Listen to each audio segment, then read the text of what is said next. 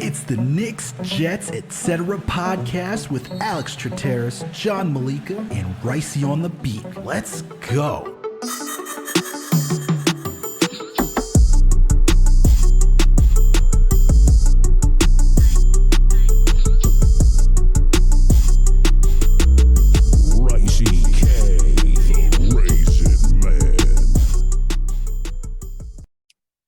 Yo, what's good, everyone? Alex Trateris here with another Knicks episode of the Knicks, Jets, etc. podcast.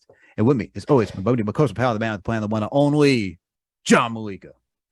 John, what's going on, bro? How you feeling today?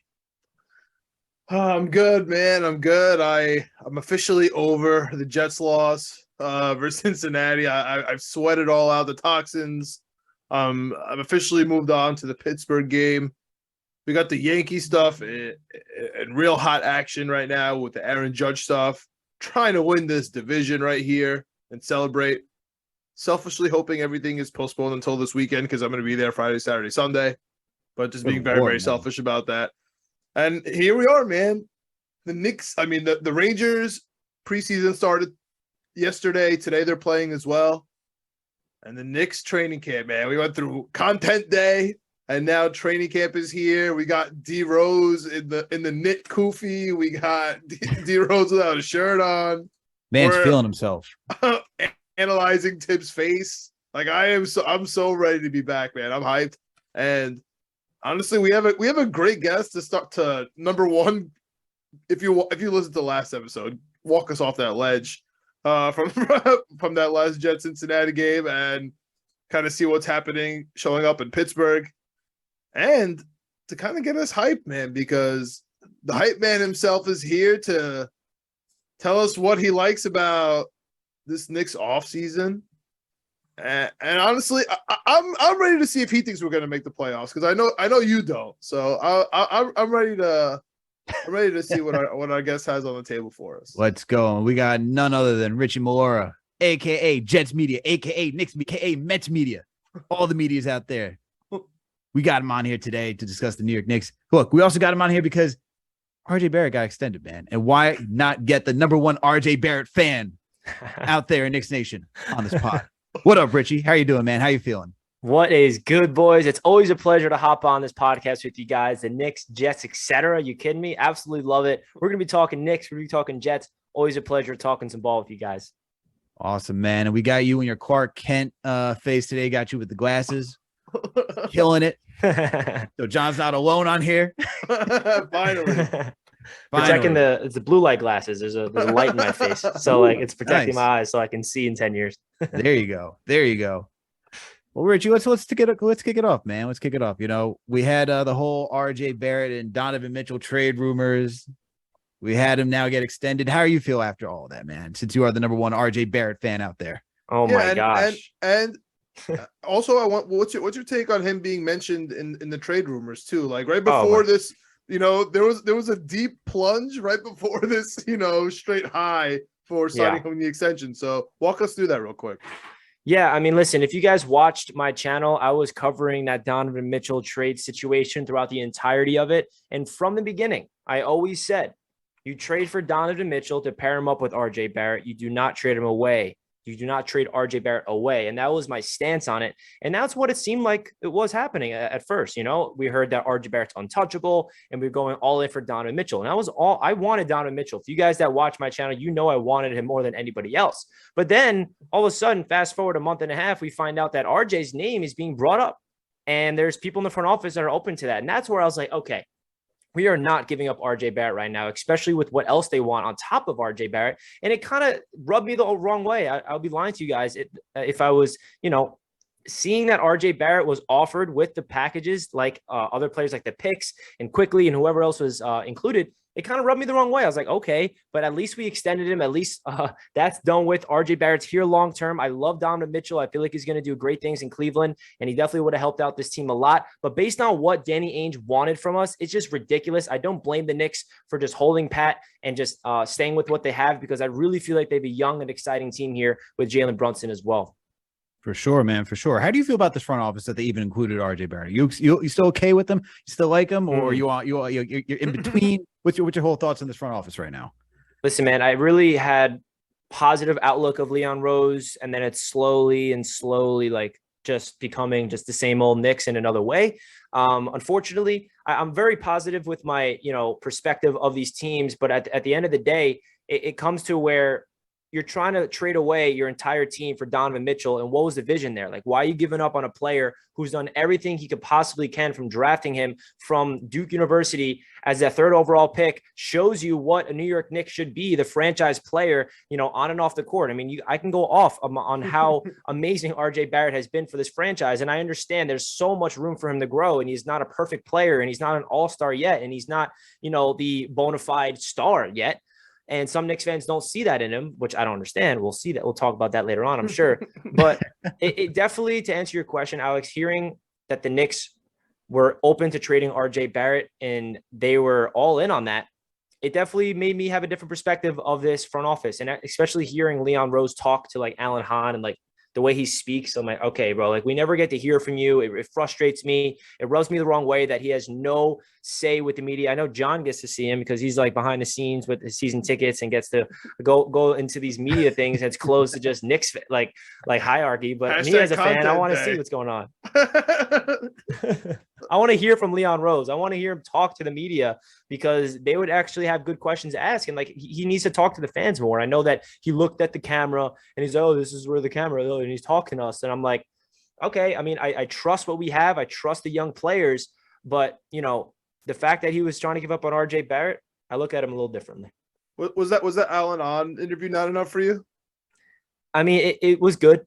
I love Alan Hahn. Alan Hahn's he represents the Knicks so well. His insight, on MSG, he's great. And that interview was awesome. It was definitely getting a good idea of where Leon Rose head's at. But it's crazy that he's MIA and it's like he has no say with the fans. And that always rubbed me the wrong way. It's not the biggest deal in the world. Like, just win games. Like, I don't care, but they don't exactly. win games. That's the whole thing. In my opinion, we're just finding something to be mad at. Because the Knicks stink. And we have to, at some point, stop screaming about the players, and then we have to start blaming somebody else. Because at the end of the day, we like the players. That's pretty much the only thing we ever like about the New York Knicks for the last 25, 30 years, right? We could be mad at the coaches, we're mad at the front office, we're mad at the owner, but we always love the players. So I just feel like that's the trend. And when the players do bad, or when you disrespect one of our players, or that we feel you disrespected one of our players that we like or adore, like RJ Barret, the guy who's, screaming that he only wants to go to the Knicks while he was wearing the Duke uniform, which nobody ever does. So I understand that. I don't know if I'm on board with being upset with Leon. I mean, we're about to get into it, this whole content day. The Knicks just clearly have a mandate that we always knew about. I think they're pushing it a little bit, They're pushing it to another level. It's really gone to another level. Yeah, and they're doing the bare minimum, which is fine. Like, for me, I don't think this is winning or losing basketball games. I don't think this is a detriment. I don't think the players are looking at it and they're upset. I don't think it bothers them in the least bit. Probably happy about it. Like, the Knicks got my back. I don't have to talk to these guys. They're going to protect me from all these headlines when they can. I only think it bothers the reporters, and then the reporters are instilling that it's, this terrible bad thing to the fans. So the fans are like, yeah, this is terrible. This is bad. This is why we're losing. It is the bad culture. So for me, I'm not buying it. Alex, what do you think? Look, I'm in between of it because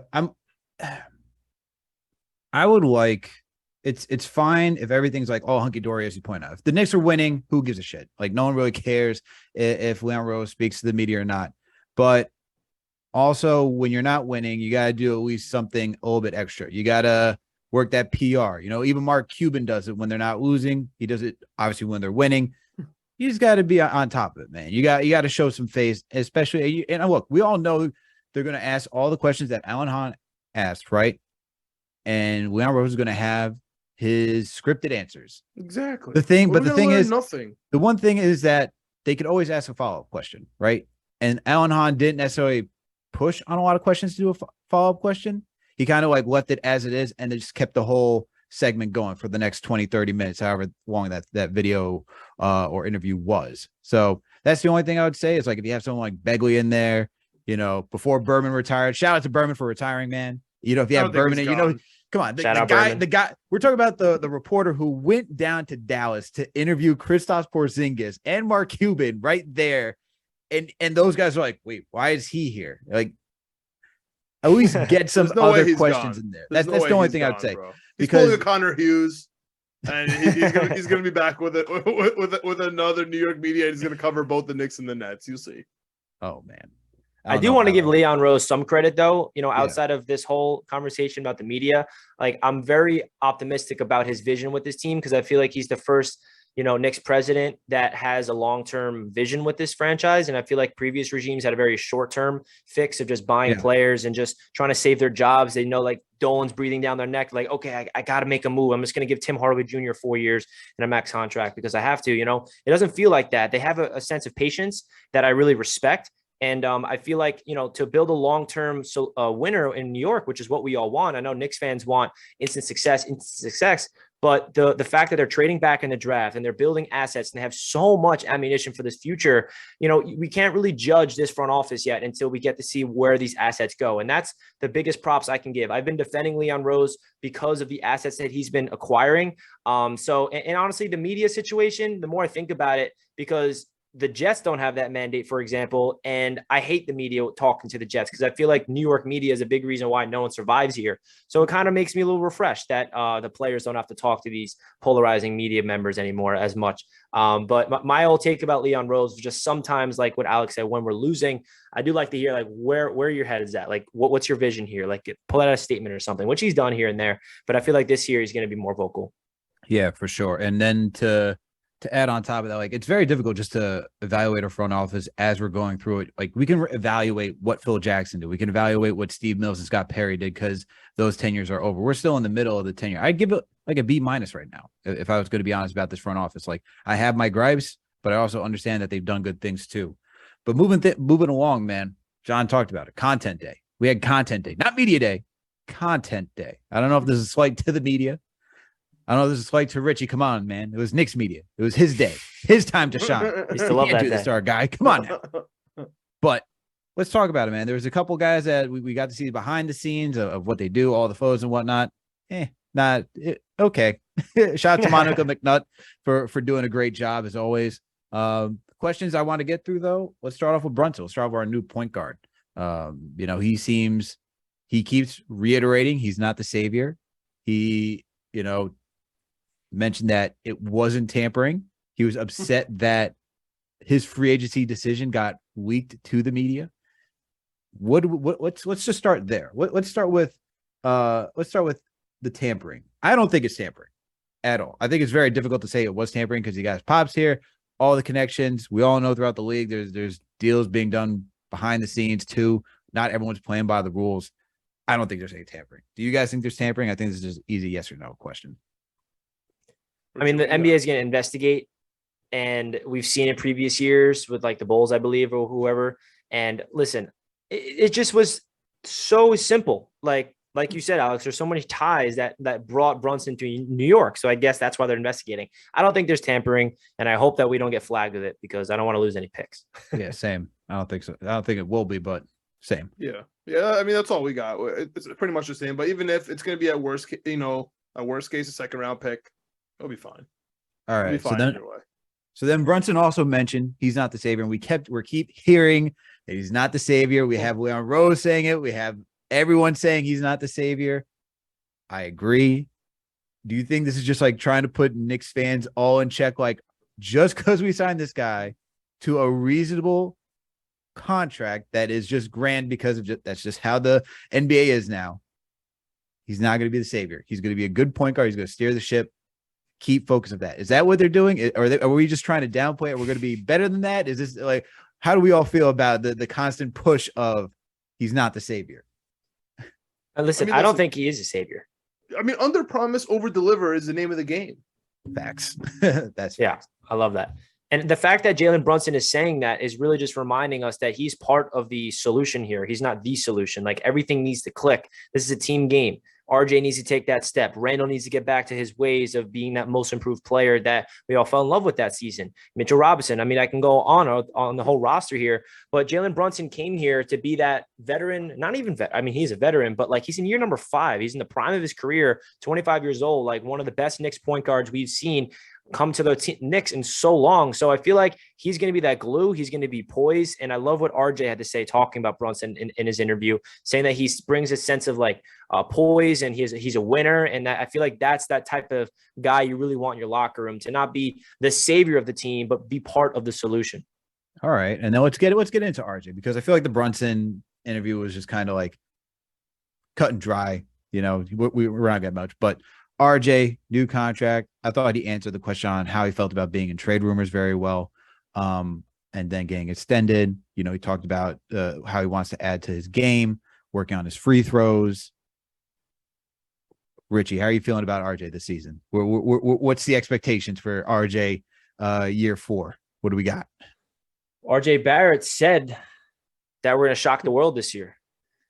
And he also said that everybody on this team has something to prove. And then he made sure that he said, and so do I, because he hears everybody and all the naysayers. He gets paid, and guess what people say? Too much money, overpay, this, and that. I think us Knicks fans are excited about that contract, but I was talking about the national media talking about that extension. Listen, man, RJ Barret is going to have a season this year that Knicks fans are going to fall in love with. And the reason is, it's all about RJ Barret starting off strong, because I think last year, we forget that RJ Barret started off the year really slow and was not playing consistent basketball. And then all of a sudden, January 1st comes around, 2022, and then he turns into an all-star for the rest of the year. If you look at his numbers, he was averaging well over 23 points per game. And there's still a lot of things he needs to work on. And I love to hear that he's working on his finishing, working on his free throws, understanding the mental aspect of the game. His efficiency needs to rise, and his playmaking needs to rise as well. And I think RJ Barret is going to establish himself. And I would not be shocked if he's in there in the all-star conversation if he starts off the season the way he played the majority of the season last year.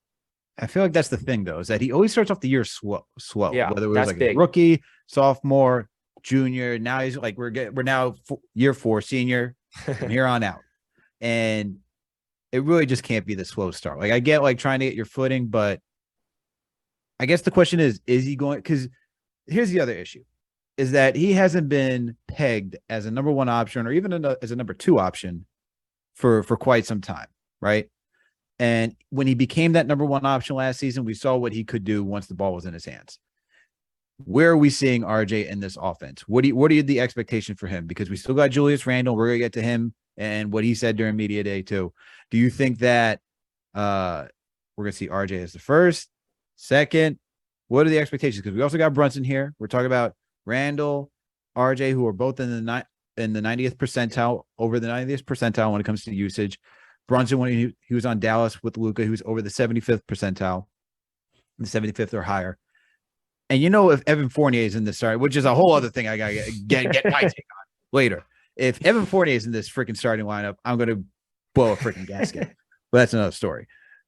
If you got all 4 of those guys, we saw corner RJ last season. Where is RJ Barret in the totem pole on this? Richie, your thoughts? I think it's going to be balanced between first and second option on this team, because the Knicks gave him that opportunity to be the number 1 option last year. And at the time that we were talking about in January and on, Randle kind of took a back seat. Randle, accepted RJ, and I respect Randle for that, to be that number 1 option for that team last year. And, RJ learned a lot from that. It wasn't perfect. He was definitely inefficient. He was throwing up a lot of shots, and I understand that.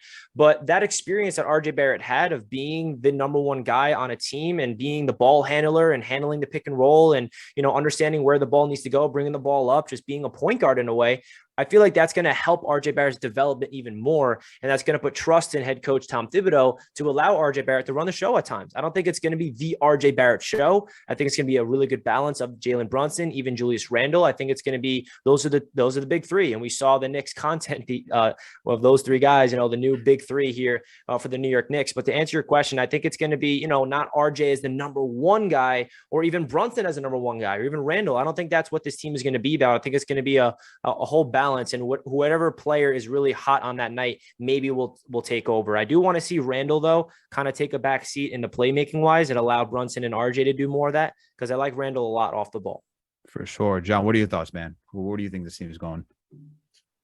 So in a way, I do think that Brunson is a savior, but not in the way that Donovan Mitchell was going to be the savior, but kind of for the reasons that Richie just mentioned, that now everybody has an actual role on this team.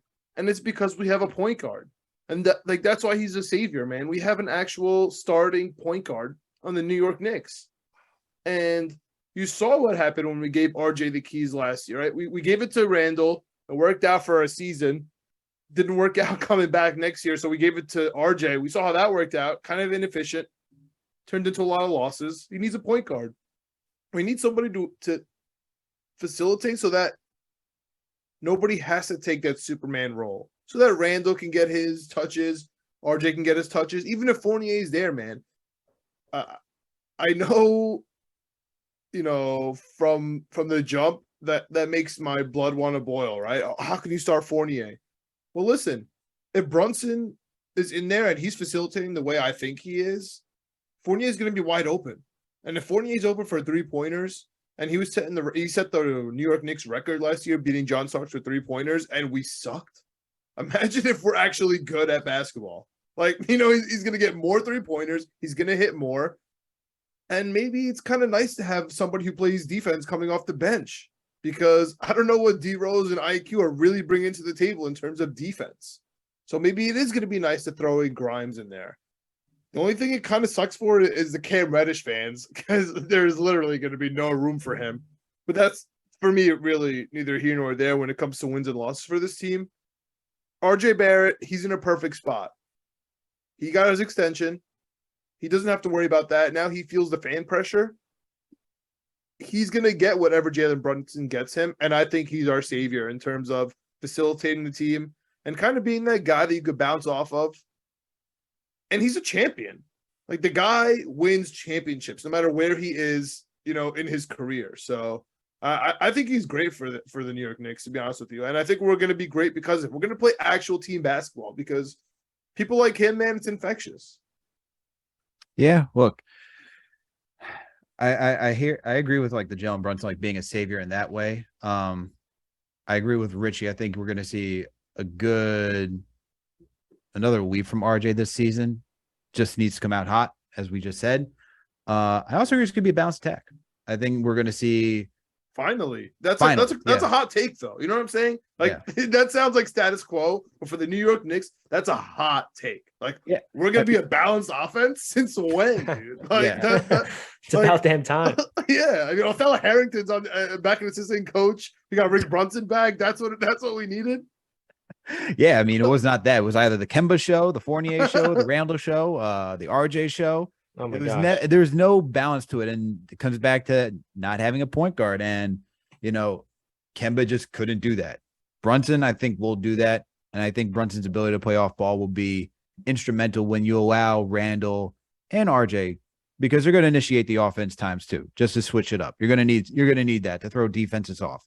So it'll be good, but predominantly it should be, and it sounds like it will be, Jalen Brunson, because when we listen to Julius Randle talk during his presser, he's happy to have Derrick Rose back, right? And he's happy to have Jalen Brunson. And it sounds like those are the two guys he respects to handle the rock. And I'm expecting that 1, 2. And I'm also curious to see what type of Randle we're going to get, because it was frustrating watching Randle last season. We all know the fan relationship. We all know he was dogging it on some plays. What do you guys think? Because we heard Derrick Rose talk about accountability, and we hear Randle talking about what he learned from last season, right? And Tibbs' whole thing is that if you don't win, you learn.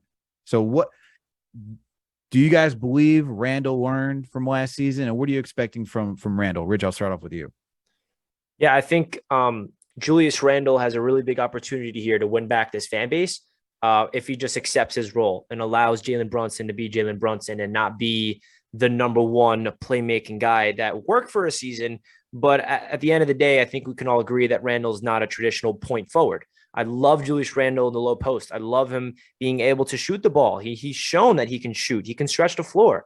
But when you put the ball in Randle's hands to be the guy, that you're asking a lot from him. And I feel like he was mentally checked out last year where he felt like he had to replicate that most improved player of the year, that all-star, and he wanted to take a step above that. And his mind was working too fast. And I feel like now he has that year of experience. He understands what's at stake. He has a really good understanding of the city of New York and the fans because he went from, the first season with the Knicks, didn't go as good. And Knicks fans were like, okay, Randle, we got Obi Toppin. Now as a rookie. Randle's going to be kind of, and he's not the future. And then Randle has that season. We all fall in love with Randle, and Randle feels like he won the fan base back. He's on top of the mountain. And then he has another season, year number 3, I believe, with the Knicks. Then he's all the way downhill, and now he's back, like trying to prove the Knicks fan base all over again. So I feel like Randle has a good understanding of his role in the city, and I feel like his role on the court, which is more important, obviously, is going to be about that balance, like we were talking about, allowing Brunson to do his role and still, getting dirty in the post, like scoring points. Because I feel like Julius Randle,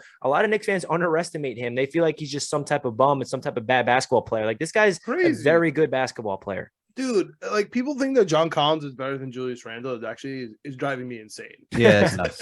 It's crazy, dude. He's a really good power forward.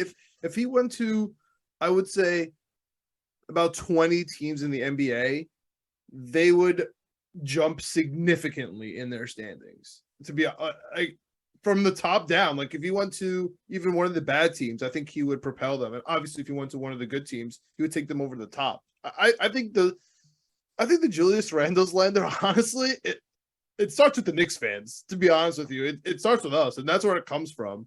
I think we tanked his value for him because we made him play worse, whether we want to believe it or not. If you can't feel the tension in the Garden, you're a straight-up liar.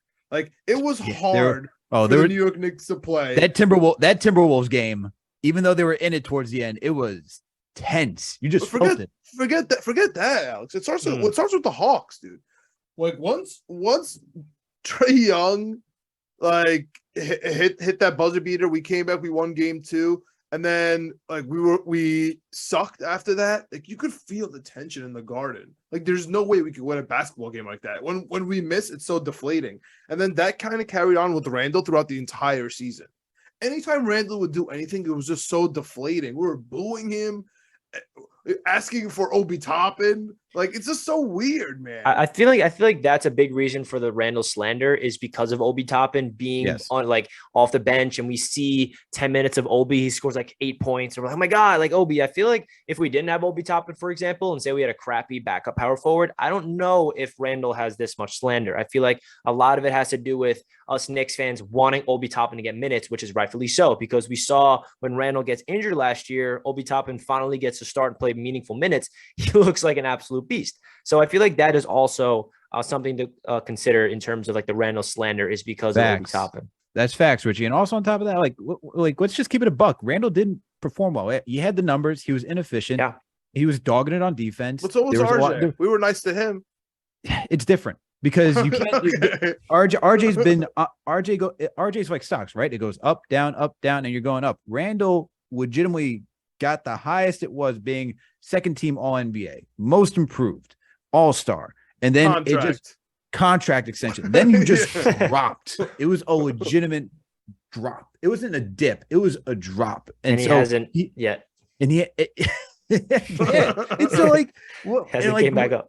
Yeah, he hasn't plateaued yet. He's still dropping. No, man, that's the thing is that this is why he deserves. This is why it's not comparable. Like, yes, RJ was inefficient. Randle was inefficient from like what we saw. He didn't have to replicate what he had last season, but there had to been playing better defense, being more of a team player, being like just understanding. He went back to doing the dumb shit that we saw his first year with the Knicks, which is trying to back somebody down from the 3-point line into the post. Makes absolutely no sense. He didn't spin move though. He didn't spin, but that still doesn't make any sense. It just doesn't make any sense. Didn't spin into the double. Yeah, you stopped that.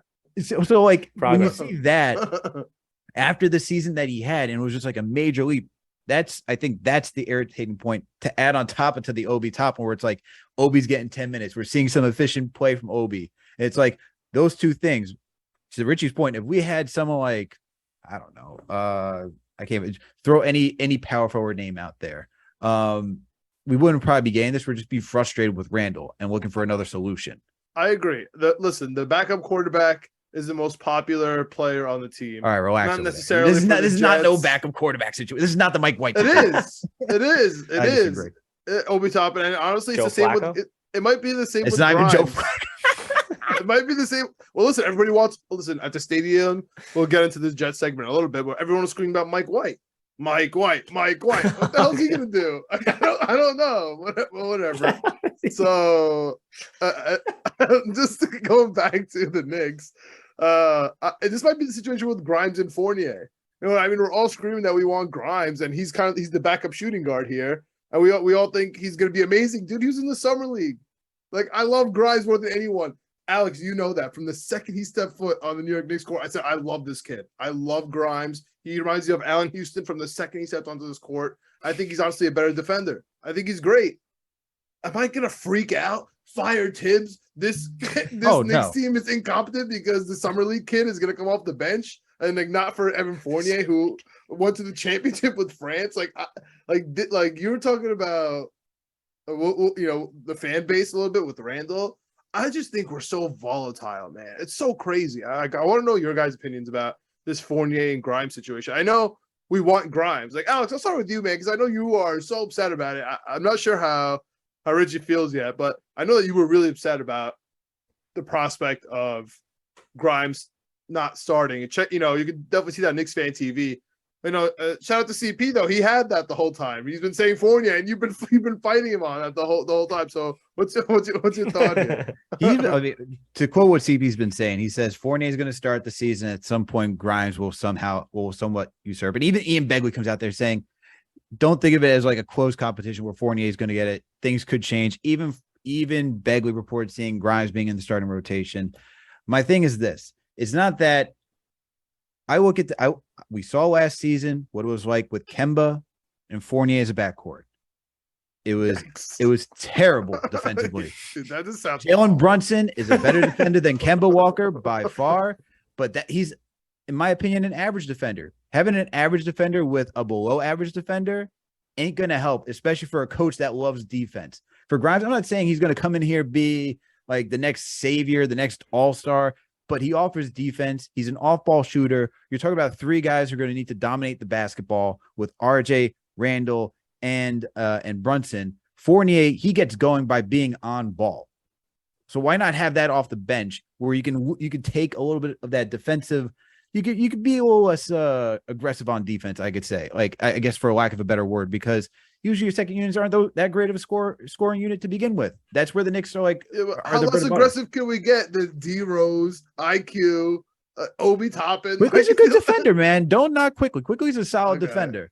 But like we saw what Grimes can do when he got into that Bucks game. We saw every time he got into the rotation, he's jumping the passing lanes well. He's a solid rebounder, good 3-point shooter, consistent. He's not like Fournier with like these highs and lows. Yes, Fournier beat John Starks in the 3-point shooting, but it's like, all right, Fournier's hitting 8 out of 10 3-pointers, or he's like 1 for 9. And it's like, dude, we can't have this on a night-to-night basis. At least Grimes, it's like, all right, it's consistent, it's steady. He's not going to be on fire every single night, but it's steady enough. And I think he could take another step. You ask for a little bit of playmaking, being off ball. That's where I see it, especially for a coach that wants defense. This is the dude that gives defense. Like, just help. That's all I want. And like I look at my aggravation is like for Tibbs is that let's stop sticking in like this stubbornness and just be flexible. There's not everything so black and white when it comes to young players. It's like, oh, you have to work the way up and just get to a certain point. Have you guys watched the Tony Parker documentary? I just watched it on Netflix. To see Greg Popovich put in a rookie like 9 games in, and we don't even know what Tony Parker is. That's just mind-blowing. You look at other teams around the league that just trust their young guys, allow them to learn from the experience on the court. That's all I'm asking for Grimes. I'm not expecting Grimes to be this caliber all-star. I'm expecting him just to be a better need and fit for what this team needs. That's all I'm asking. I agree, but the fact that you brought up Tony Parker, like, can you tell the guy who was one of the catalysts on France who just killed it, like, yo, you're going to sit on the bench for Grimes? Like, I don't know. Was Parker playing in France at the time?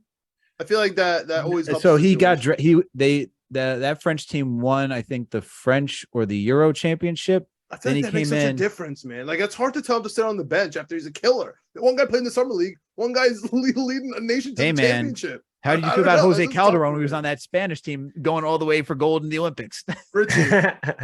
Richie, what do you think, man? What do you think about this whole Grimes and Fournier situation? I mean, not gonna lie, I've been rooting and I've been hoping that Grimes would get the answer in the starting lineup. And for all the same reasons Alex brought up, is simply the defense. I feel like that is the biggest thing that I have.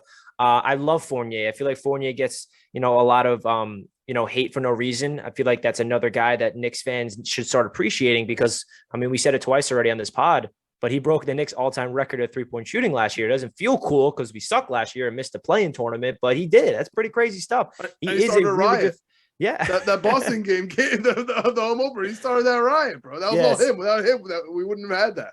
I know, seriously, man. So I think the biggest thing that I have is a Tom Thibodeau team, and he loves defense. So why not give your year two player who seems to be ascending? Not only did he look good in the summer league, that's cool, whatever, but in his rookie season, he showed me so much as a young player in Quentin Grimes, his on-ball defense, his off-ball defense, his communication, his able to get into the passing lanes, his, switching. He just has a really instinctual feel to his game on the defensive side of the ball. And I feel like this Knicks team desperately needs him on the court. And now I'll start off with this, where if Fournier does start, it's not the end of the world for me because Grimes is still going to play basketball. He's going to come off the bench. Just like I would love Quickly to start, but there's no room for him. I would love Obi to start, but there's no room for him. And guess what? This is a great problem to have, that we have all these guys on the bench that we're like, start him.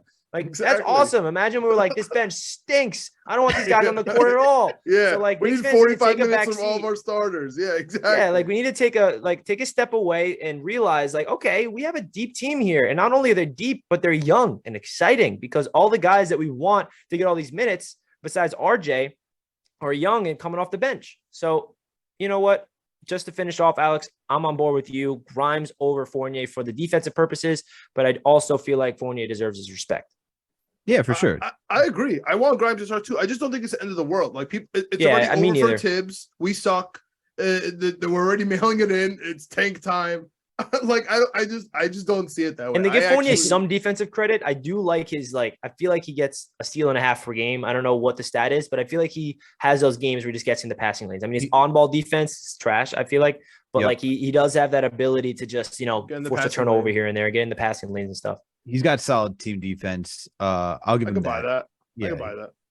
It gives me Cam Reddish vibes. Honestly, he gets his hand in the passing lane once or twice. You're like, oh, great defense. And so, I agree with you. That Cam Reddish situation is so crazy. Like, how is he not going to get minutes? It's insanity. Absolutely insanity. I like, this is where I still don't get what we traded him for. I'm really lost at this whole situation. I'm really lost at. He better get traded before the deadline. Something's got to happen. Either you get that trade, and I didn't really bring this up about the front office thing, but the one thing that trade told me, and other things that I'm worried about, is the front office and the coaching staff not aligned, and that is something that needs to be. That's a great point. Together. Yeah, that's a great point, because it's one thing to say they were just upgrading Knox to and that first round protected pick, like they're just upgrading it with Cam Reddish. That's one thing, but I think that's a great point. They're clearly not aligned, because they're just not a Tibbs guy. Tibbs like, I'm not playing this guy. Like, I see him play, and it's not going to work. You can't out. have that. They need to be intertwined.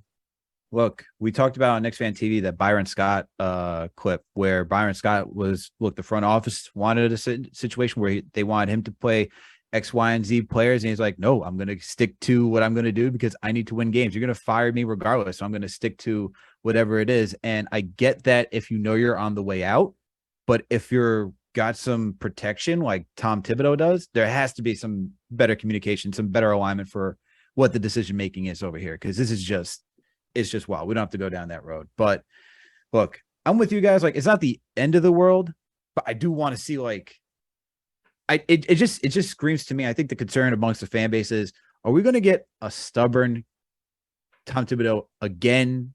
It was fine year one. It's like, we had talent, but not enough talent. We had Quickly and Obi as rookies. It's hard to say we got to rely on these guys. Fine. I can live with that. Year two, we got some more talent, right? And it's like, well, we don't have to play all of these guys 38 minutes a night. We can scale back. We can allow these young guys off the bench to get some more burn.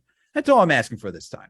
And the stubbornness is just kind of like, I'm like, I just feel the heart in my throat right now. I'm like, are we going to go through the same path again? Like, yes, we heard through Ian Begley, SNY. Some of these guys are getting more minutes, like quickly. We're hoping for Obi to get more minutes. I just hope it's not a repeat of last season, and Tibbs can be somewhat flexible. Tibbs literally cannot afford to survive.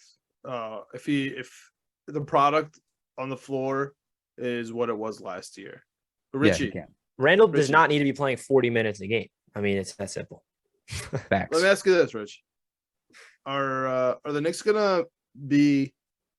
And honestly, when we were talking about this, Alex and I, this was before the whole Celtics Udoka situation. So we kind of had the Celtics on a pedestal here, and the Lonzo stuff wasn't really official. So Alex had some hope that Lonzo was going to play. So a couple of different factors here. Everything else pretty much the same. Harden's in shape. I guess that's an extra factor. He lost 100 pounds. Yeah, apparently 100 pounds. But anyway, not having those strip club chicken wings helps, man. He's definitely having those strip club chicken wings. Anyway, not as much. Do you think that the Knicks could hop in the top 6? Do you think they are a play-in team from 7 to 10, or do you honestly believe that we're going to be exactly where we were last year? And Brunson really wasn't that much of a difference, because at the end of the day, that's all we really did. We just kind of added Brunson, kept it all status quo. So how do you? Right now, it's the first day of training camp. We're not going to hold you to the fire. We're not going to expose you. But we're just curious as to where your level of optimism is here. Yeah, well, first of all, anything can happen.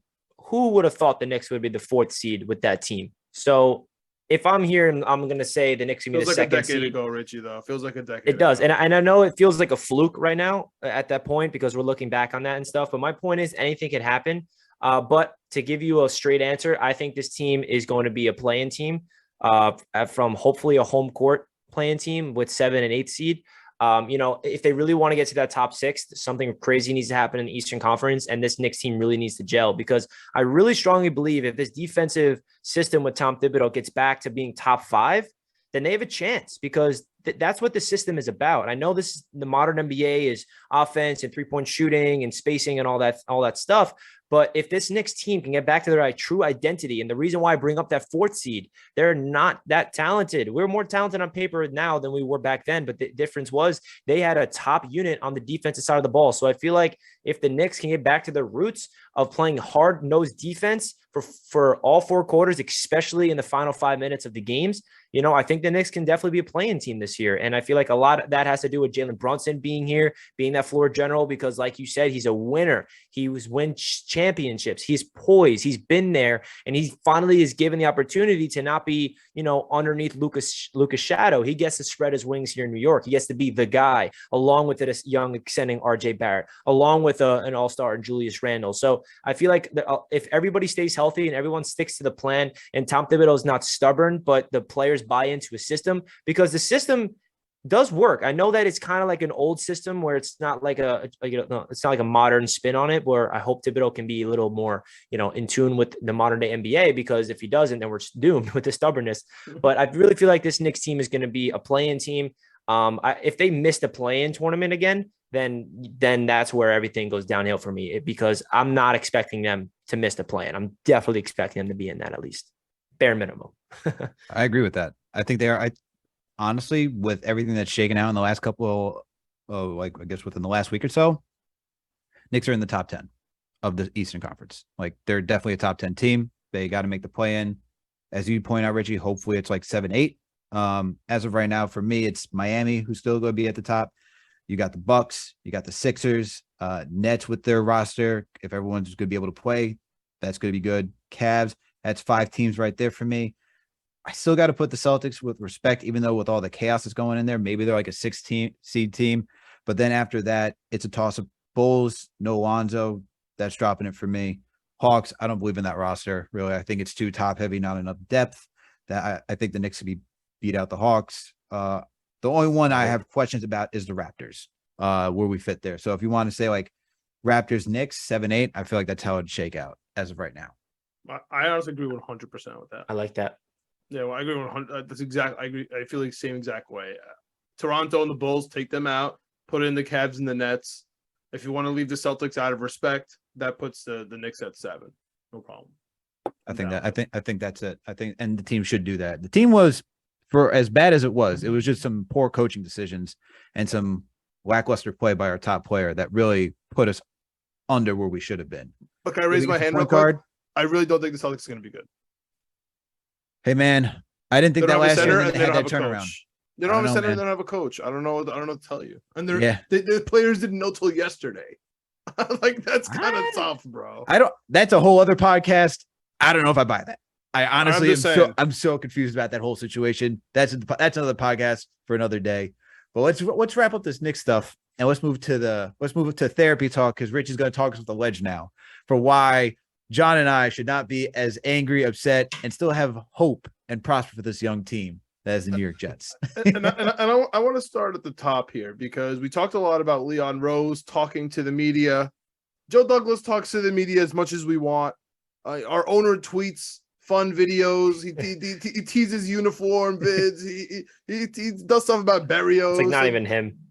Yeah, of course it's not. Of course it's not him. But you know what I'm saying? He's, the fans are happy on all those fronts. We have play-by-play from every single throw in practice. We have we ask the coach every single little thing. We have all the transparency in the world. However, Joe Douglas, I mean, I was screaming about it last pod because I had just come back from the game. I was so pissed off. It was a perfect time to do a recap. Like, who on earth did the physical for Dwayne Brown? Like, could I call him? Like, I want to have a conversation with him because we signed him. He went to IR. George Fant, he's on IR. We kind of knew it was going to happen the whole time. Ugh. Like, we cut Udoka for no reason. Like, now we have McDermott, dude. He is our starting left tackle, and we're here for scraps. Like, that was your fault. Going into the draft, we had an amazing draft. I'm not going to complain about it, but everybody keeps telling me that we love the linebackers. We love the linebackers more than the fans. Like, you guys don't know what you're talking about. We love our safeties more than the fans. You guys don't know what you're talking about. We have the best D-line in the world. Like, Hendrickson's going to suck. Carlos is amazing. Like, all he did was get injured, and he's an injury-prone guy. Corey Davis makes horrible mistakes. CJ Uzama. He's our highest-paid tight end. I love the guy, but he's completely unproductive. Like, Tyler Conklin is way more productive than him. And I still like Rucker getting in there. I know he had that one target and he dropped it like a dummy, but I'm so excited about the prospect of Rucker. Like, talk me off this ledge, first of all, with this GM. I love Joe Douglas. I'm the number one Joe Douglas guy. But right now, I'm sitting here after week 3, like, really pissed off because everything that we knew was going to happen has happened. Our left tackle stinks. We have 4 injuries now at our left tackle that we all knew was going to happen. We have no linebacker depth. I'm glad Quan Alexander's here, but what the hell? Our safeties suck. And that's only the things that we knew. Like, nothing there was a surprise. So talk me off this ledge about the GM, first of all, because you had some stuff to say about Leon, and the Jets are transparent. I don't like the transparency. Like, don't tell me. Yeah. It's like the complete opposite. We get One Jets Drive episodes every week. We get behind the scenes of every single answer to every single question. But listen, man, I personally, I know there's a big talking point right now on Jets Twitter about the offensive tackle situation. I really cannot blame Douglas for this situation because you got 3 players on injured reserve list. I mean, you're lucky if you have 2 good offensive tackles in this league because not every team even has 1. So the fact that everyone's upset that, obviously we want Mekhi Becton healthy, he goes down. You get George Fant and you move him back to left tackle. You sign Dwayne Brown to replace Mekhi Becton, which was a really good move at the time. He's coming off a Pro Bowl season last year, was fully healthy, has a full bill of health throughout his entire career. Yes, he's up there in age at 37, so the injury risk is there, but you're desperate there. And the Jets are really trying to protect their quarterback in Zach Wilson. So they go out there and they invest, and Joe Douglas shows how much he values this offensive tackle position and pays Dwayne Brown to come to the Jets. And of course, he plays a couple of preseason games. He's healthy throughout training camps, looking good. And all of a sudden, the week number 1, he has a shoulder injury. Like, you can't make that stuff up. And then he goes on IR. And now George Fant is not himself, and he cannot block anybody. And you were realizing it's because his left knee is injured. And when your left knee is injured and your left tackle, that's your plant leg. You're not going to be able to do anything. And he had procedure over the offseason on that knee, and it's just simply just not healing properly. So the Jets have an issue right here at the offensive tackle spot. And they just signed 2 guys, and they're really desperate. But I do have to give Douglas credit for Max Mitchell, because Max Mitchell is a 4th-round rookie. And he's playing better than Mikem Ekwonu. He's playing better than Evan Neal, 2 offensive tackles that Jets fans were thinking about drafting at the beginning of this of the whole draft talk. So the fact is, Douglas can only do so much for this offensive tackle position. The fact that there's 3 guys on injured reserve, I mean, you can't really point fingers at him. Obviously, we want more depth there. I wish that maybe they signed a veteran tackle earlier on to prevent what they're at right now. But there's a lot of other holes on this team that needs to be filled outside of offensive tackle. Safety and linebacker, we all knew throughout the entire offseason, that's a big weakness. We all knew tight end was a weakness until they revamped that room. And the unfortunate reality is, guys, is this Jets team has so many holes that Joe Douglas has to fill when he came here, and he can't fix it all in a couple off seasons. I feel like this off season, and I know you guys want to hear this because we have a full season to go through, it's going to be all about the safety room and the linebacker room, at least I hope, because this past year he focused on protection. He focused on playmakers. I feel like Joe Douglas is really prioritizing the playmakers, both weapons for Zach Wilson and playmakers on defense with Sauce Gardner and DJ Reed. So I feel like Joe Douglas, he can't fix every single position group. Obviously, he brings in Whitehead. He's not looking that good at safety. He brings in Quan Alexander, which is a big piece that I feel like is very underrated. Unfortunately, Quincy Williams goes down. But the linebackers and safeties we knew was a big weakness, and they're definitely proving it. I feel like the linebackers are not playing as bad as as some people think. But the past couple of weeks has definitely not been good. CJ Mosley is the captain of the defense. And if you're that leader that you say you are with all these rah-rah speeches in the beginning of games, and you look like the guy that's going to be the reason why this team turns around for the future, and your defense goes out there and you're the captain and there's miscommunications and stuff, it falls on your shoulders and CJ. So he has to clean up a lot of things. But just to put a bow on the top about the Joe Douglas question, man, I just feel like it's hard to really point fingers at him at this offensive tackle spot. And he's done his job with personnel, because I think the reason why Jets fans like Alex said that he's so excited about this young team, because guess what? There's a reason to be excited, because we're talented on paper. Now it's time for the coaching staff to prove their worth, because we're talented on paper. There's no doubt that we have everything we need to win some football games. Now it's up to this coaching staff to use this talent properly and win games, because guess what, guys? Talent does not win football games. Coaching, execution, playing as one does. And I feel like that's the biggest issue so far with the Jets, with this inexperienced coaching staff. And I'm hoping that they can get their shit together, because, the seat's going to start getting hot. Quick, sure. Dude, the next 5 games, bro. Next 5 games, you better hurry up and get it together. And, I totally agree with you on the draft room. Joe Douglas, one of the best drafters in the NFL. I am honestly obsessed with the Jets drafting. I love the NFL draft, and I love what they have done. But it's really the free agency, man. He is batting under 100 almost at this point. Maybe batting literally 100 with the free agency signings. So I'm a huge Joe Douglas fan, but I'm gonna give him slack for the free agency signings. I mean, what's the center? Alex, I always like to bring up, was that Kalo? For Ryan Khalil.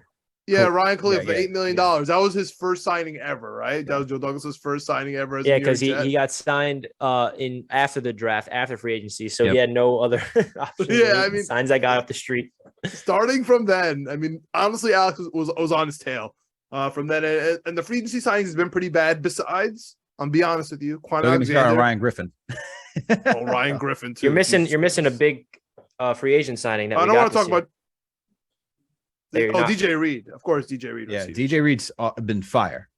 DJ Reed has been huge. And he's stepping up as a leader huge. too. I love his ability. Like talking about D Rose and accountability with the Knicks. Yes, we need accountability with this Jets team, and I feel like we're lacking it. And DJ Reed is bringing that to the table, because he's been in winning organizations with Seattle and San Francisco. He knows when something's wrong.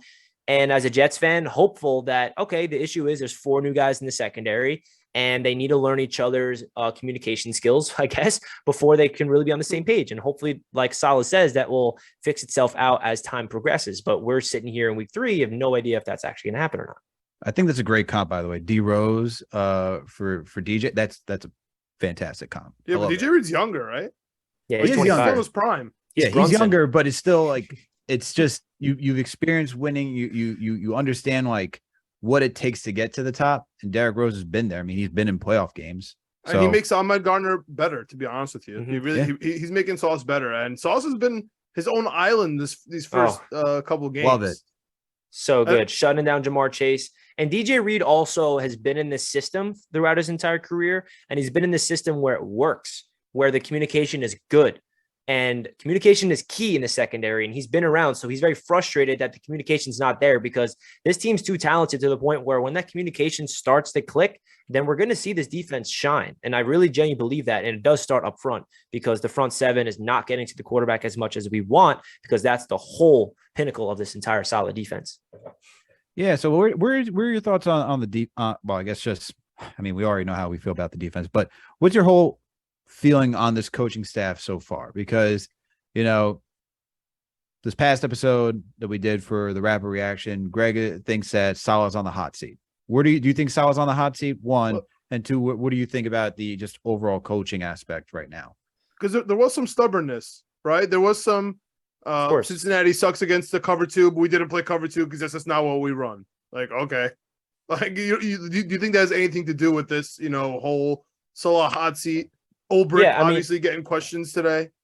Listen, I feel like the seat is hot when you get hired as a Jets head coach. Like it really like the second you're in the rumors, I'm a Jets coach. No, seriously, there's no room for error when you're the New York Jets head coach because we have a fan base that has grown accustomed to just negative stuff and losing, and we've grown tired of it. And we've seen Gase, we've seen Bowles, we've seen all these guys. So when we have that feeling of something going wrong, we get our teeth out. We want to, bring our fangs out and attach to it that this is a negative thing. We want Salah gone. My biggest thing is, and I don't know if Salah is the guy yet. He has not proved me to the point where I can say with confidence that I believe that Robert Salah is the answer as the New York Jets head coach. But the one thing I will say is we are never going to build a sustainable winner with this team if we continuously have a carousel of head coaches every 2 years. You got to give time. And the biggest thing I have about Robert Salah and Joe Douglas' tenure together is their whole mantra has been that this team is not bought, it's built. And that's refreshing because guess what? That's how you build franchises properly. But the problem with that is it takes time. You got to be able to have these young players develop in order to see the full potential of this team. So that's why I'm giving Robert Salah and this regime 3 years. Unless something just catastrophic happens this season, whether it is win 4 games again and the defense is last, then maybe that's a different conversation. But I feel like the Jets need to give this regime at least 3 years because we can see what they can do with Zach Wilson for 3 years. He needs continuity. The last thing he needs is another coaching change. The last thing this defense needs is another whole coaching change. I know the other answer to that could be like, yeah, well, if he sucks and you just want to roll, you're just a waste another season. You want to get it now. But I just feel like we need continuity here. And I hate to compare the Jets to this team because they're our rivals and they're so good. But like the Buffalo Bills did it perfectly by Josh Allen, by having a familiar face, they were not good at first with Sean McDermott. Sean McDermott is a great coach because he's been with the Bills for 5-6 years now. And Josh Allen as a rookie was not good. Josh Allen in year number 2 was not good. And the Bills as a team was struggling. And what made Josh Allen, and not only Josh Allen, but that defense so good is continuity. We got all those guys in the secondary that's been in the same system, the same coaches, the same faces for 5 years now straight. And now they are going to go to the Super Bowl potentially. I know they're coming off a tough loss and they're banged up, all that stuff. But my point is you got to give this coaching staff time with these players that they're drafting to develop them. And it sucks because we're Jets fans and we were sick of losing and we want to win right now. Like, what are you talking about? I got no patience. And I hear all that. But the unfortunate reality is this Jets team is never going to have sustainable success if we continuously fire up a regime before it even has a chance to see the full potential, because we are drafting players. That draft class in Salah's first year with Zach and Elijah Moore and Michael Carter, they're in year 2 right now. I love that. You got to give them at least year 3 with that class before we can really see the full potential of this regime. But I will finish it off with this because we're in this season. Salah's got to get his shit together. He talked about the receipts, which I love because he's backing up his players. I know that it kind of feels like it's a shot at the media and the fans, which I didn't really take it that way. I kind of took it as like he's got his team's back and he's instilling confidence in his guys. And he needs to be holding his players accountable. That's my biggest gripe with Salah so far. That's my biggest criticism. It feels like he's becoming too much of a players coach, and he's not really that like the players aren't fearful of him. And I feel like we need a head coach that sparks fear in our guys sometimes, and that kind of like, avoids them to make mistakes. So that's my biggest criticism with Robert Salah and my overall take on the coaching staff. All right. I mean, I that's why I keep saying like that we're still in a rebuilding phase with this team. Because you pointed out, Richie, like especially with the Bills and how long it took for them just to be where they are. And for football, it just takes, talk about a team that's not bought. We've been doing that. We've been watching that for a very long time. If you've been a Jets fan, we love to go spending in free agency, especially during the Tannenbaum era. Even during Idzik, we were trying to spend too, whatever, even though it was frugal, you tried to go out and get some certain players. And it felt like the same way with Maccagnan. It's really Maccagnan. Maccagnan was ready to open up the pocketbook and just go get everybody. Tremaine Johnson contract still haunts me to this day. But I feel you on that, on giving this team more time. Do you think this team, what was your if you're from right now, where do you see this team going towards the end of the season? Like what's the win expectation? 7? Was it 7 wins you got for this team? Well, this year we haven't seen the full potential of this team yet because we haven't seen Zach Wilson. And Zach Wilson is like the most important piece on this entire team because we don't know if he's anything. And we all know that we've been looking for a quarterback for our entire lives as Jets fans. So this is the guy. And if Zach Wilson comes out here and he plays like the second overall pick, then we're all going to be cheering. And that's really the most important piece here. I know there's a lot of other things to work on around the team, but I feel like what I want to see from this Jets team is definitely a win total around 7.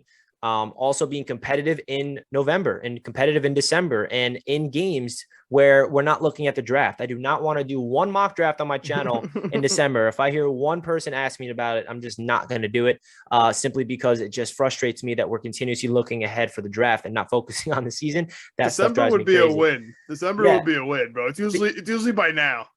Yeah, that's true. Like, give us November, competitive football in Thanksgiving at that point. But the reality is Zach Wilson's coming back, and Joe Flacco, he hasn't been great, but he's shown, I mean, he's top 5 in the league in passing yards. He's shown that this system works, and there's playmakers. And we do have an issue at left tackle, but we got playmakers, and the scheme works. And Zach Wilson got a chance to step back and watch Joe Flacco. He can watch the film, what went wrong, what went right.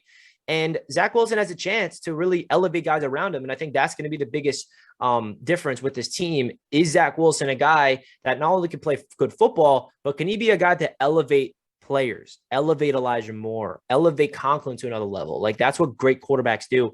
And we drafted him with the 2nd overall pick. And there's no more babying Zach Wilson. It might be a little rough. It might be a little rust at first for this first couple of weeks against the Steelers and the Dolphins, but the baby wheels are off. You're in year number 2. You got to make strides. I'm not asking for a Herbert leap where you're like top in the league right now. That's year 3. I'm expecting him to take a jump in the right direction. Well, where Jets fans have a smile on our face about Zach and not like frowning like, shit, here we go again. Yeah, I mean, here's the thing. Like we stole the win with Flacco, right? Versus the Browns. The New York Jets have been winning for a total of 22 seconds in the NFL. We're going into week 4. Right. So there's definitely that. We talked a lot about the defense. You mentioned really quick that, Flacco's leading this, the league in pass attempts. Okay. Or passing yards. Here's I actually have an issue with this. Like, I actually have a real gripe with this. Passing too much, not running the ball. Like, with Joe Flacco, dude. Like, you know what you have. You know more than us. That's what everybody keeps telling me. We see it in practice every day. This guy doesn't give a damn about the pass rush. He has a 4-step drop in his head, and he's launching. He does not give a damn. If you're there, you're there. If you're not, you're not. He does not care. And if he feels pressure, he's just going to toss it 8 yards over the sideline, or maybe drop it. If he feels somebody behind you, he might throw it, 2 yards short. He doesn't care because he's old and he's been doing it for so long. And honestly, it's just muscle memory at this point. Like, it. So why are you giving him 60 throws a game, dude, for 3 straight games? It makes no sense. And I'm not going to, nitpick. I'm not a nitpick guy. I'm not like, oh, my goodness, you gave, this is the Knicks episode, right? You gave Julius Randle, 38 minutes and Obi Toppin 28. No, Obi Toppin needs 31. And no, I don't care, dude. I'm not nitpicky like that. But arguably your two best players. I mean, I know they fumbled, I know they're making drops. I know Michael Carter is not really pass protecting on third down. Like, I'm with you on all that, but you got to run the ball more. You can't 100%. You can't win games like this. And going into the Steelers game, they suck against the run. They're absolutely trash against the run. And on the other side of that, Minkah Fitzpatrick is going to intercept the ball. I don't care if it's Zach Wilson. I don't care if it's Joe Flacco. I don't care if it's Mike White. Minkah Fitzpatrick is going to get an interception if you throw towards him. He's a concussion protocol. Let's hope he doesn't play. Is he really? Yeah. Oh, I did not know that. That would actually be a huge. We'll get to that tomorrow when the injury report comes out. And I totally agree with you. The Jets are trying to run the ball. The biggest issue so far this season has been the defense giving up a touchdown the first drive every time, where the Jets are playing from behind immediately. Like you said, the Jets have had how many seconds with the lead? 22 seconds. So like, it's really hard to establish a run game when you're playing from behind as much as the Jets have been doing this year, because that's what their blueprint is. They want to run the ball, and that's what their goal is. But unfortunately, the reality of the situation, the first 3 games, the defense has been trash and the offense has been playing catch up. And there's no excuse for that, but it's just the reality of the situation where the Jets defense needs to give this offense more opportunities to establish a run game, because AVT is ranked as the highest graded offensive guard in the run game. Max Mitchell's a dog in the run game so far as a rookie. Lincoln Tomlinson, as much of bad he's been in the pass protection so far, he's a beast in the run game. So we could run the football with Hall and Carter, but the problem is we're not giving him enough attempts. It's freaking me out. Breece Hall averages 5 yards per carry. It's 7 carries in a game. Like, that's just ridiculous. So I'm right there with you, John. We got to give these two playmakers in Breece Hall and Michael Carter a chance to really run the football. There should be 13 carries each or something like that. We need to run the ball at least 30 times. Facts. And like, if it wasn't for that George Fant hold, like, Breece Hall would be really on top with average per carry. Like, that was like another 25-yarder. He would really be up there. I think small things like that really make a huge difference in terms of the stats. And I don't know. Feed the kids, man. And I want to get this last question into you here, because I'm not going to ask you too much about this upcoming Steelers game. Obviously, we don't even know who our quarterback's going to be. We don't know who's going to be out there for the Steelers. But let me ask you this, like, a little projection here. There's 5 weeks till the NFL trade deadline. We're 1-2. We're going into Pittsburgh. We got Miami at home. We're going to Green Bay. They are coming out of London, though, with no bye. I think that's a big deal. Then we're going to Denver. And we got the Pats at home. Like, forget the fact that Miami are hot. We have not won a division game in 2 years. All right. So we have both of those. Plus, we have arguably the 3 hardest away games in the league. Like, 3 out of the top 5, right? Steelers, Green Bay, Denver. One, how do you think that's going to go? But 2, and I know he's your boy, right? I know Corey Davis is your guy. He shouted out Not Jets that much Media. for my boy. I'm just saying, he shouted out Jets Media, right, on the YouTube, right? Check out Richie's there literally every day. The All 22 is one of my favorite episodes going on during the week. The stock market, stock up, stock down, is absolutely fire too. And he also watches the games with you guys. So check it all out there. But one, I want to know what you think is going to go on these next 5 weeks. But also, Corey Davis, man. If we trade Corey Davis within the next 5 weeks, we save $13 million on this cap this year and $13 million on the cap next year, which we're going to cut him anyway, in my opinion, before next year and save that $13 million. But if we cut him in 5 weeks, it might give more chances to the kids. I guess it just depends. So, one, how do you think these next 5 weeks are going to go? And I guess it just sort of follow up. Do you think Corey Davis is going to make it out with this team all the way to the year? Do you think it kind of makes sense to just sort of cut the bait? Because he kind of made – I know he made the big touchdown versus the Browns, but he's made a lot of mistakes, man. And Elijah Moore, I love Elijah Moore, but I don't love him as much as Alex does. And I'm telling you, when I rewatched that game, he was open. And when I noticed it a couple times when I was there, that's why I was like, I noted it in my phone. He was open a lot, dude. Oh, yeah. Frustrating. I'm a big Elijah Moore guy, too. He's my Let's RJ go. Barret. Yeah. 8 and 9, baby. 8 and 9. It's all about 8 and 9. 8 and 9. You already know it. Listen, first of all, the 5 game. Well, Corey Davis, I'll start with that. The only thing why I can see the Jets trading away Corey Davis because there's interest around the league, according to Rich Tamini. But my biggest thing is, do you have confidence in Denzel Mims? Because Denzel Mims would replace Corey Davis in that position, because Corey Davis is our only player on this team that has, size and, 6'3". He plays that prototypical outside receiver role. So if Corey Davis gets traded, Denzel Mims will be activated and be in his role. It's not like they're going to just elevate the guys, because this is a 4 wide receiver system. You need to have, the X, the Y, the Z. You need to have Barrios in there as the gadget guy, having Garrett Wilson, Elijah Moore, and that prototypical outside receiver in Corey Davis.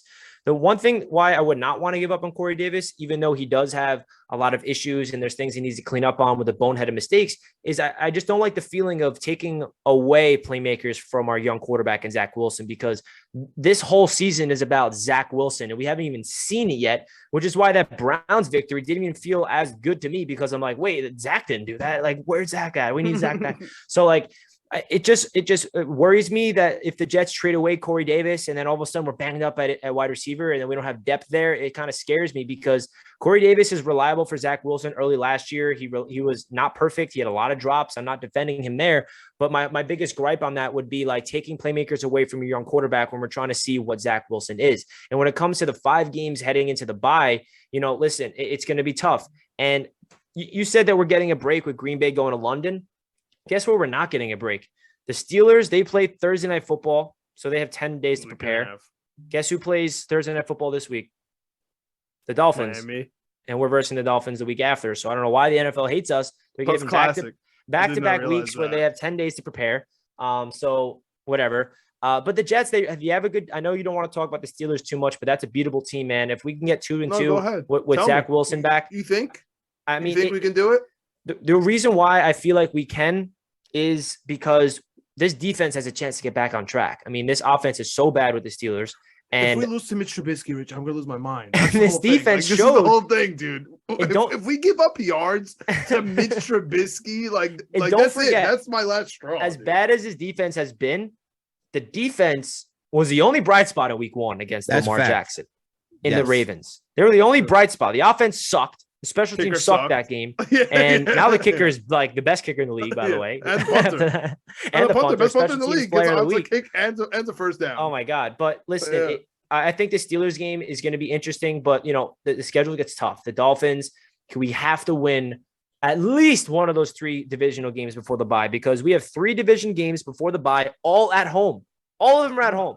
So you got to beat one of those 3 teams, lose to the Bills. I get that. Beat the Dolphins or the Patriots, and steal one on the road against the Denver Broncos or the Green Bay Packers. We beat teams we're not supposed to before. We weren't supposed to beat the Browns. We weren't supposed to beat the Titans last year. We weren't supposed to beat the Bengals last year. This Jets had the ability to pull off upsets, and I feel like Zach Wilson can get the job done if he really just checks in mentally. I think that's really where it really comes down to. So best case scenario is obviously 4-5 by the bye week. But if we're 3-6, I'm not going to think it's the end of the world, because the schedule gets a little easier in the back end of the season. And if we can get 3-6 heading into the bye, that's not what you want to see on paper. I would prefer 4-5, but we'll see, man. We'll see. One game at a time. Richie's got me back on track and hyped for this weekend against the Steelers. Let's go. I'm down with 2-2. I mean, listen, the Steelers are, I know it doesn't sound right, but the Steelers are literally the worst team against the run. And we have, in my opinion, one of the best running backs two of the best running backs in the league. So top 5 duo. Yeah.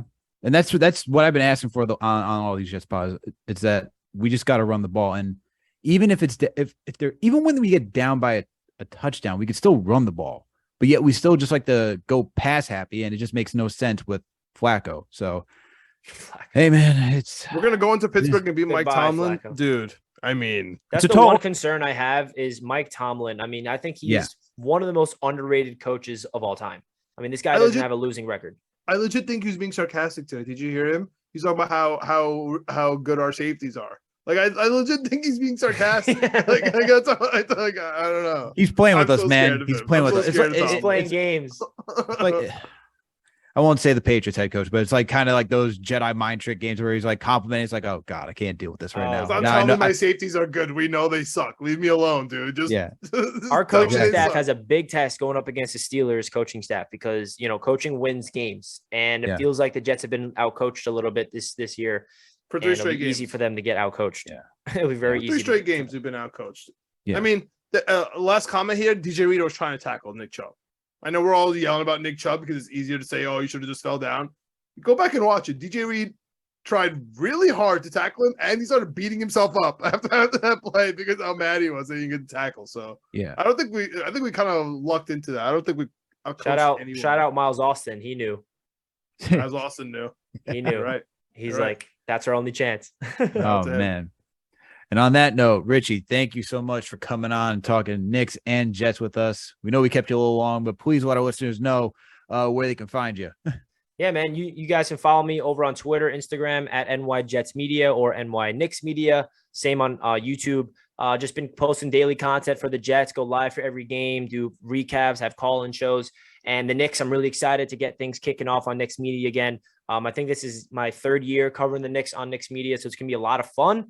And you guys have a great podcast. Been listening to you guys all the time. I'll continue the great work. And let's hope that these two teams can make us happy this year, because I need that win against the Browns brought me in a feeling that like I never had before. Man. And it was just one win. Don't change, Richie. Imagine if we win.